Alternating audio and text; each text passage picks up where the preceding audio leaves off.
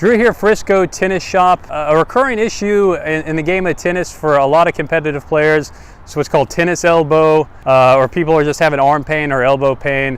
And I often get questions as a professional stringer, is there anything that can be done in the racket to help alleviate those? And the short answer is yes. There's actually several things you can look for on a racket and your strings that can definitely help out with tennis elbow or any arm pain. Let me say from the outset, the most important thing is mechanics. To make sure you have the proper tennis mechanics, find a professional player who can coach you, watch YouTube videos and film your swing to see if you're doing anything wrong that's putting unnecessary strain on your arm or any other part of your body as you're swinging the tennis racket. That's really the most important part to ensure you don't have any arm pain and you're using the proper mechanics to get a lot of power on your shots without giving any arm pain. And in this video, I'm going to go over 10 things that we can look for in a tennis racket and strings that can possibly help with any arm issues. Again, mechanics is more important, but these 10 things could definitely help you out as far as alleviating any arm issues with your tennis game.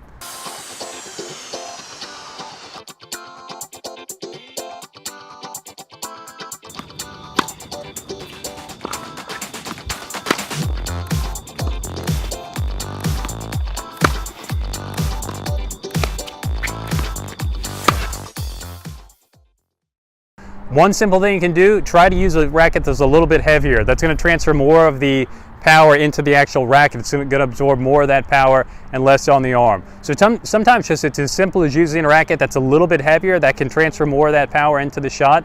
That can help sometimes. So one, look for your static weight and try using a racket that's just a little bit heavier. Second suggestion I would give is look at the racket balance. A racket's either going to be head heavy or head light. So say it's the standard 27-inch racket. If you weigh it at its half point and it kicks up, it's going to be head light.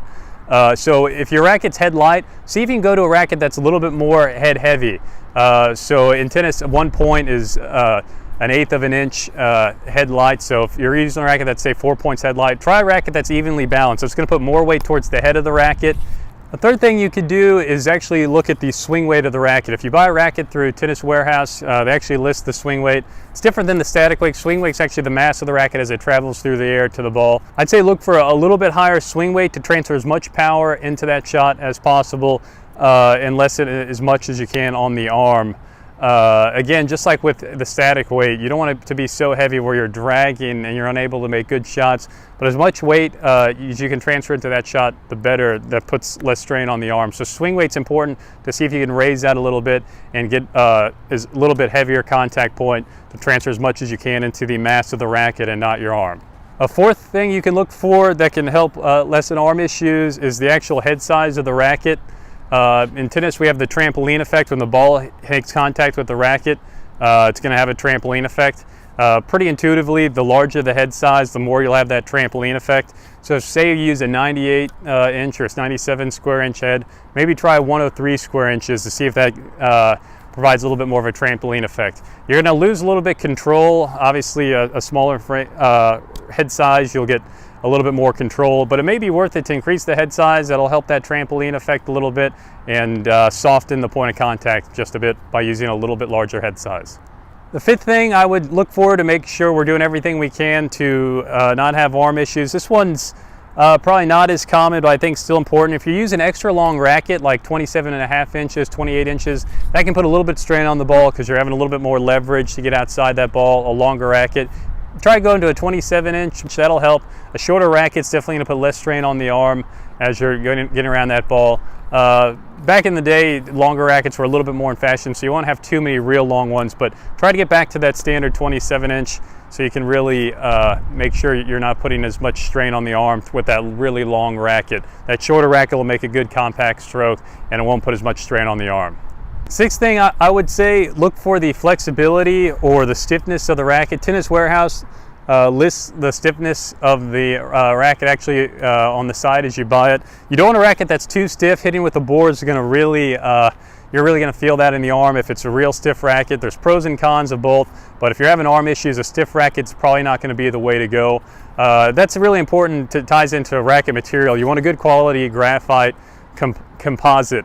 If you're using a cheap kind of titanium racket that you just pick up for $30, well, there's a trade-off to that because it's really not going to power through the ball very well. You kind of want a racket that's going to be flexible, not too stiff. It transfers as much power into the contact point and not your arm. A racket that's way too stiff is going to exacerbate some arm issues. The seventh thing I would say that would make a softer contact point is a stringing pattern. An open pattern like a 16 mains by 16 crosses, that's going to be real open and much softer on the arms than say like an 18 by 20. Again, you may sacrifice a little bit of control, but it may be worth it to use a more open stringing pattern to really soften that point of contact. So if you're using an 18 by 20, try a 16 by 19, 16 by 18. A lot of rackets are even 16 by 16. Again, you may lose a little bit of control, but it's really going to help that trampoline effect and a really good soft point of contact by using a more open stringing pattern. The eighth thing you can do to lessen arm issues is actually the string material. I actually wrote a book, Tennis Strings Made Easy. I'll link to it below, so this issue is pretty close to my heart.